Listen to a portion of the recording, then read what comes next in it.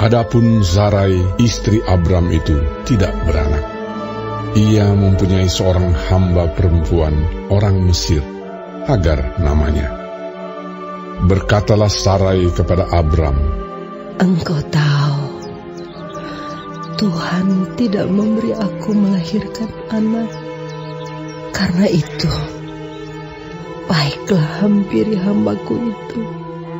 Mungkin oleh dialah aku dapat memperoleh seorang anak." Dan Abram mendengarkan perkataan Sarai. Jadi Sarai, istri Abram itu, mengambil Hagar, hambanya, orang Mesir itu, yakni ketika Abram telah 10 tahun tinggal di tanah Kanaan, lalu memberikannya kepada Abram, suaminya, untuk menjadi istrinya. Abram menghampiri Hagar, lalu mengandunglah perempuan itu. Ketika Hagar tahu bahwa ia mengandung, maka ia memandang rendah akan nyonyanya itu. Lalu berkatalah Sarai kepada Abram, "Penghinaan yang kuderita ini adalah tanggung jawabmu. Akulah yang memberikan hambaku ke pangkuanmu. Tetapi baru saja ia tahu bahwa ia mengandung. Ia memandang rendah akan aku. Tuhan kiranya yang menjadi hakim antara aku dan engkau." Kata Abram kepada Sarai, "Hambamu itu di bawah kekuasaanmu. Perbuatlah kepadanya apa yang kau pandang baik." Lalu Sarai menindas Hagar, sehingga ia lari meninggalkannya. Lalu malaikat Tuhan menjumpainya dekat suatu mata air di padang gurun, yakni dekat mata air di jalan ke Syur.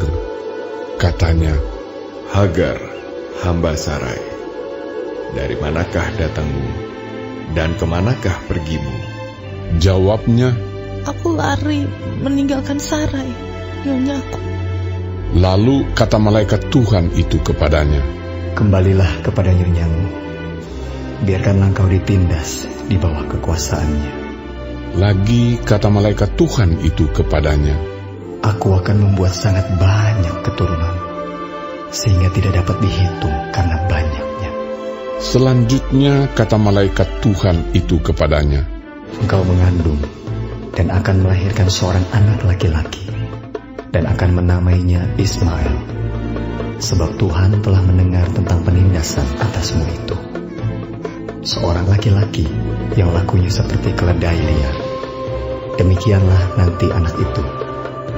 Tangannya akan melawan tiap-tiap orang, dan tangan tiap-tiap orang akan melawan dia. Dan di tempat kediamannya, ia akan menentang semua saudaranya." Kemudian Hagar menamakan Tuhan yang telah berfirman kepadanya itu dengan sebutan, "Engkaulah El Roi." Sebab katanya, "Bukankah di sini kulihat Dia yang telah melihat aku?" Sebab itu sumur tadi disebutkan orang Sumur Lahai Roi. Letaknya antara Kades dan Beret.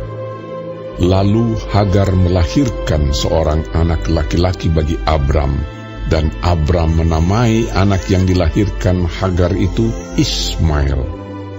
Abram berumur 86 tahun ketika Hagar melahirkan Ismail baginya.